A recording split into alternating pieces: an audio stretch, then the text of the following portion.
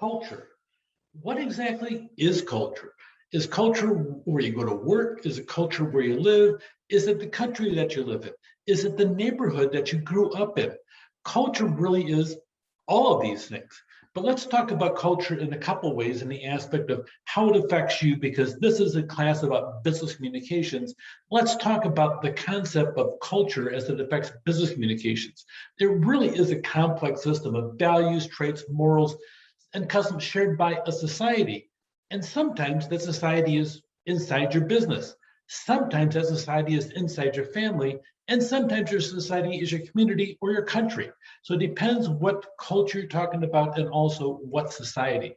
Let me give you an example. Once upon a time, I went through and I'm sitting in my office at College of the Desert in the human resource office, and I get a phone call from a friend of mine. She's an adjunct faculty member, and she had a group of a delegation of Chinese HR pros. And she says, David, I forgot to tell you, I've got a group of Chinese HR pros, and they want to see government at work in the aspect of human resources. Are you available? I said, well, how many and where are they from? She says, well, they just landed at LAX. I said, what do you mean they just landed? And so she tells me, says, we're going to be there in 2 hours. Can you put together a meeting? Okay, so what do you want in your meeting? So we discussed it. And so here I have a group of Chinese HR pros. She told me 12. There's 15 of them, and I stuffed them all into a small conference room. It could only hold about 14 people. So everybody's jammed in there. It's hot. They just flew in from China. Oh my gosh, across the ocean. They're exhausted, they're jet lagged, and they're tired, and they want to hear me talk. Like, oh my gosh. And it's a stuffy room and everything. So we're talking about different aspects, and they're asking me some really different questions. Once upon a time, China had a one child per family policy. So they wanted to know how it is that when employees wanted to get a child and they had to get permission, how they would go about filling that out in their office. I looked around and I thought, okay. I said, they don't need permission. We have a thing called freedom here. Oh, okay. Well, what happens when they want to get married? They get married. Okay, what about when they get divorced? I says, those things aren't handled here. I says, we have the right to get married who we want to. We have the right to get divorced if we want to. And so we're talking about different aspects. We're trying to bridge this cultural gap. And all of a sudden, one of my security officers comes in and she gives me a report and an update on a situation that I needed to know about. And so they looked at her and she came in. She had a full-blown police uniform on and everything else because I was in charge of the college police department. And they laughed. And then she left. And I said, why were you guys laughing? He says, a woman police officer, women can't do those kind of jobs. And I was offended. I said, now, wait a minute. You guys are the communists. You're supposed to be open to everybody. She is actually probably one of my best officers. And her gender, her being a woman, has nothing to do with the quality work that she delivers. Just that's a man's job. We were talking about differences in culture and how it affected the workplace. It was really humorous trying to build these bridges between them. And after a couple of years of this, we actually had them for 4 years. And in the third year, we really did a good job. We had a good bridge and everything in the process. We talked about different aspects of it. We had signs printed in Chinese for them to come in over big concepts to talk about ed code and so on. But really, part of it was bridging a cultural barrier between two different countries.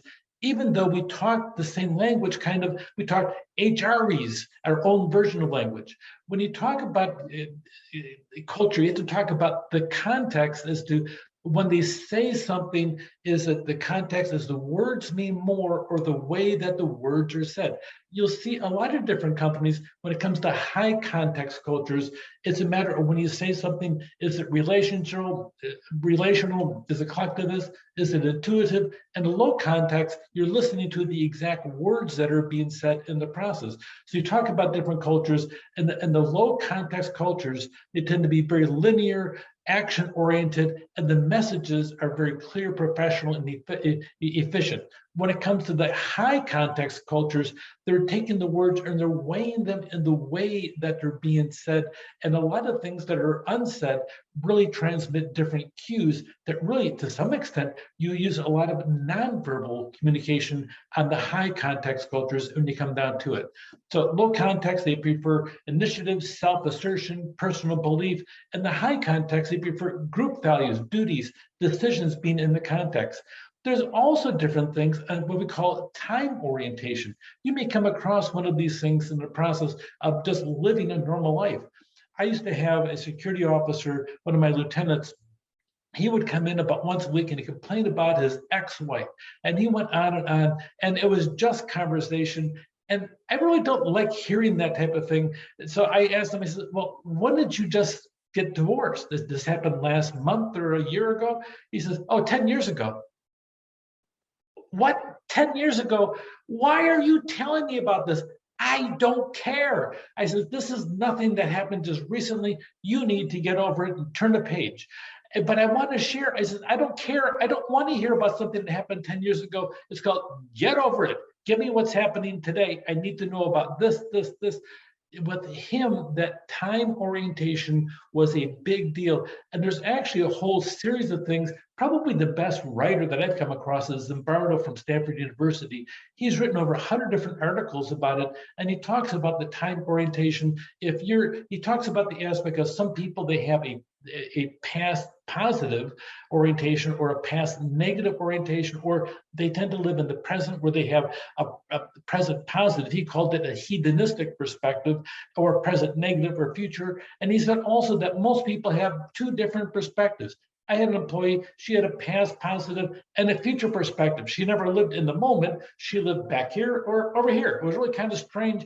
And unless you really got into the aspect of what she's talking about and where she loved to live, it was one of those moments of trying to talk to somebody and connect in the aspect of culture with them as well in the process. So you have another thing, Hauser talked about a power distance insect, but about how they sit down, they accept an unequal distribution of power. So how high up in the chain do you have to have power? And are you isolating yourself from the people at the bottom of the chain, or do you sit down and you mingle with them in the process when it comes down to it? So there's different things on it. On high power distance countries, they'll sit down, they have formal hierarchies, they have authoritarian, they really sit down and they respect the chain of command. Low power distance countries, subordinates concerns equals their superiors. Hey, Frank, how you doing? Frank is 40 years older than the CEO of the company, but hey, I'm doing pretty good. How about you? Sometimes they simply don't care about the distance between them. So it depends on the country, depends whether or not you should bow a little bit, or depends upon whether or not you sit down and you call them by their title. You also have a lot of difference in the communication style. High context cultures, a lot of nonverbal cues to sit down and really sit down and know exactly what's going on. Low context, it really is words, direct, and openness when it comes down to that. So you'll see a lot of different aspects of this, especially on social media. And I'm not certain social media helps or hurts in the context, but when it comes down to a lot of people sit down and they'll sit down on social media, they'll pretend they're an expert because they have an opinion. Well, that's nice, except the opinion may not be very bright because they haven't really studied the topic out there. So it depends what you want to listen to in the process and how much you want to sit down and pay attention to people who really just have a strong opinion about something, but not a lot of facts in it. Or do you listen to somebody who really has studied the issue in the process and has an intelligent opinion when it comes down to it? So you want to sit down and always focus in, and you'll see even here in the United States, we have a significantly different culture here in on the West Coast than you're going to find on the Southeast in the process. The speed we talk to in California is much faster than you find in Georgia, where they talk really slow in the process. If they ever heard me talking as fast as I do, they'd say, whoa, can you slow down a little bit? But for me, talking fast is just part of my nature and the way that I'm wired. And we're significantly different in anything that we call, if you have a soda here in California, they call it soda pop up in the Midwest, or they call it pop down in the South. Or if you go to Georgia, they call it a Coke. Everything is a Coke. I want to have, one of those, the golden ones, a golden Coke, a fizzy one, a ginger Coke. what's a ginger Coke? We would say, except they know what they're talking about. They want ginger ale, but they call everything a Coke. So even within the same country, even within sometimes the same region, people use different terms to describe different activities when it comes down to it. So aside from language, you get differences in Facebook, you get differences just across one country, even if you're speaking the same language. So be cautious on the culture when you're going cross culture outside of your company, or your company is really an international company. Make certain you're communicating well and that they're capturing the things that you're saying to them as you go through. Culture means an awful lot inside the organization, but also the context that the dialogue is taking place in. Take care.